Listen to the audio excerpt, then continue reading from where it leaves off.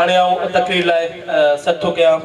जे सिंध क़ौमी माज़ जे अॻवान मोहतरम इलाही बख्श पिकक साहब खे त पाण अची ख़िताब कनि। आवाज़ भरपूर तालियुनि में इलाही बख्श पिकक।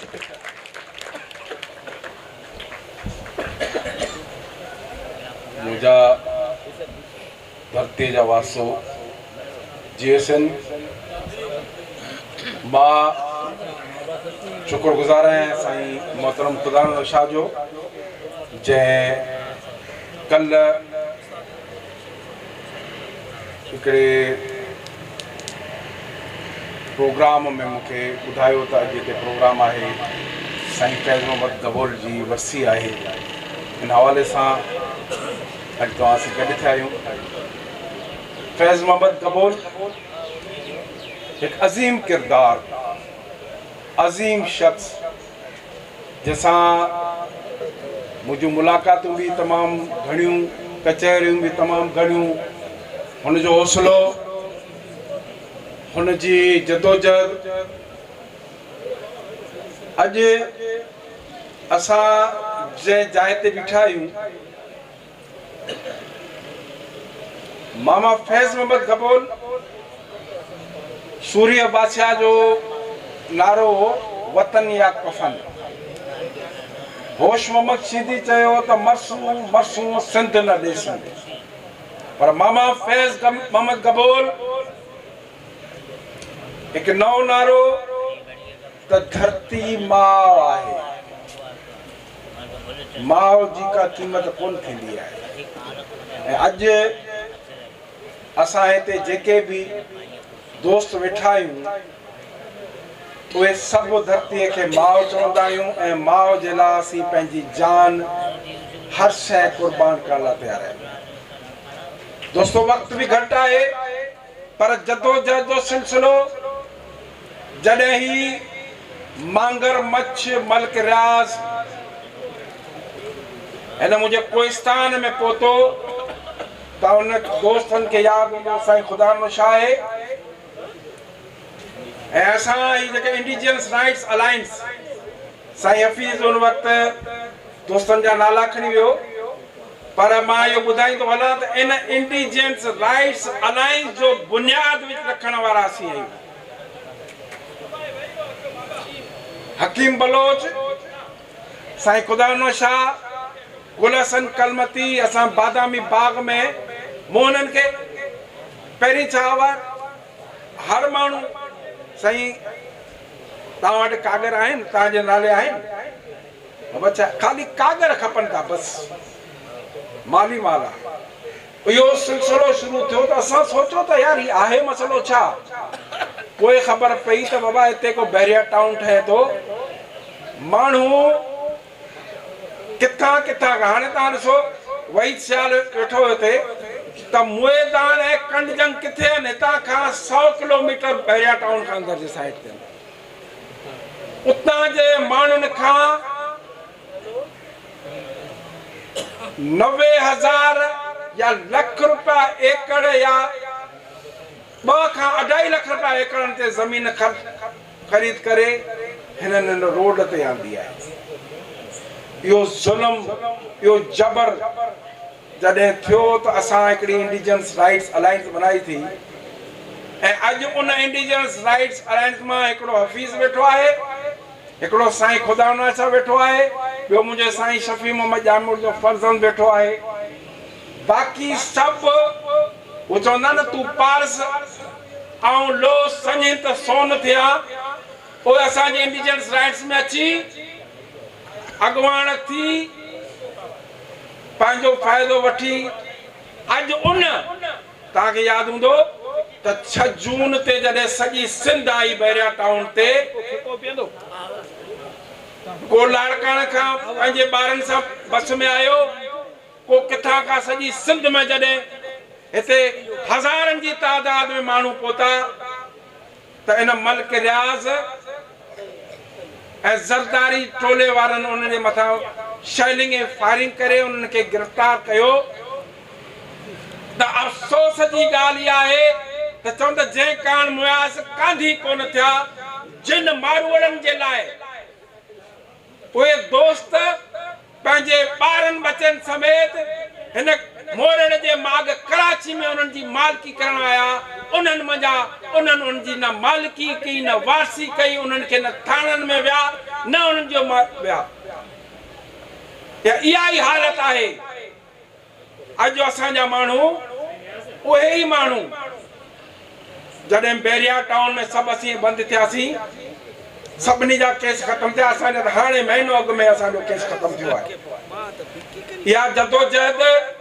2015 में जीअं सिंध क़ौमी महाज़ 4 कलाक ई सुपराई वे खे बंदि कयो त उन खां पोइ बि असांजी इहा जदोजहद जारी आहे हीअ मलिक रियाज़ ऐं ज़रदारी अॼु मामा फैज़ मोहम्मद गबोल हयात आहे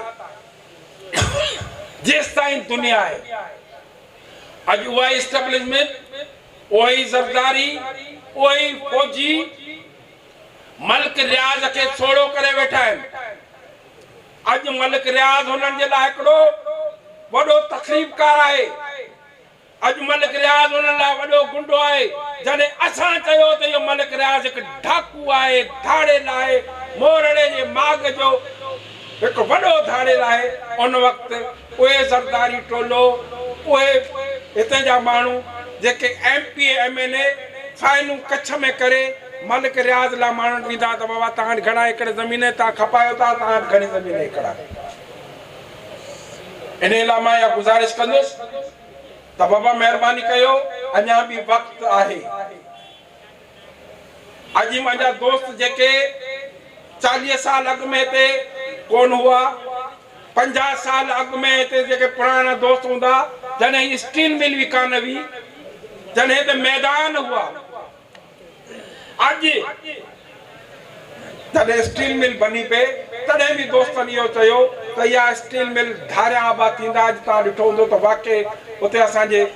पंहिंजा जेके कलमतीअ ऐं गबोलनि जूं ज़मीनूं कब्ज़ो कई हुई अॼु बि तव्हांखे यादि हूंदो जॾहिं असीं बैरिया उन केस मां ज़मानत थी करे घर पहुतासीं त मुंहिंजे ख़्याल में हफ़्तो पोइ हिकिड़े फोन में दोस्तनि गबोलनि मूंखे फोन कयो मुंहिंजो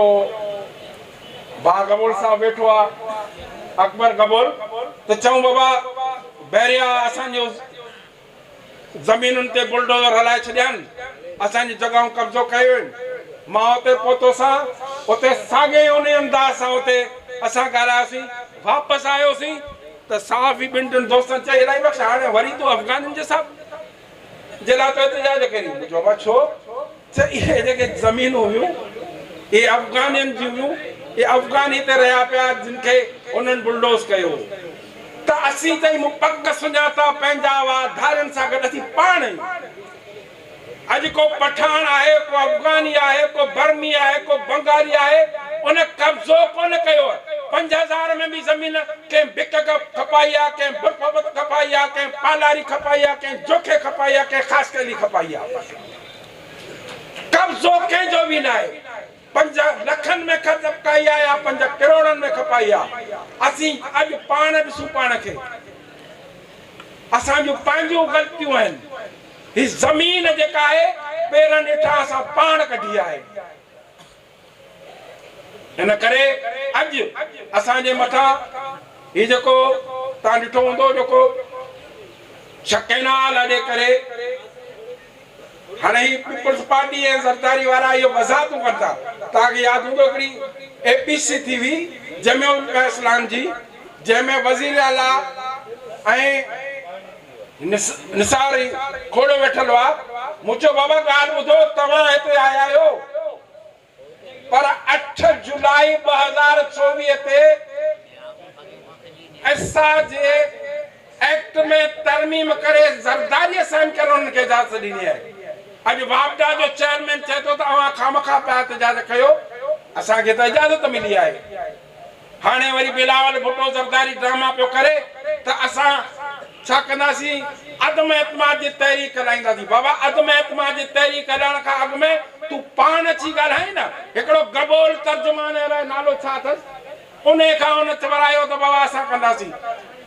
सिंध असेंबलीअ मां वॾी अक्सरियत सां तव्हां करारदाद मंज़ूर करायो क़ौमी असेंबली में सेनेट में वञो तॾहिं असीं तव्हांखे मञीदासीं तव्हां सिंध सां सच आहियो न त ड्रामेबाज़ियूं बंदि कयो। मां सभिनी भाउरनि खे अर्ज़ु कयां थो जे मुंहिंजो साईं कादिर कलमती चई हो त हिते असीं पाण में इहे नफ़रतूं आहिनि, असां में इहे ॻाल्हियूं बवाइड़े क़िस्म जी का ॻाल्हि न आहे। असीं सभु कयूं, कंहिंजी कंहिंसां का नफ़रत न आहे। इहा हिकिड़ो इलेक्शन जॾहिं थींदी आहे तॾहिं ड्रामाबाज़ी कई वेंदी आहे त बाबा जोखिया फिलाणे खे वोट न ॾीन ऐं कलमती हुननि खे न ॾीन, उहे हिकिड़ो ड्रामो आहे। असां सभु हिकु कयूं, तव्हां सां गॾु आहियूं,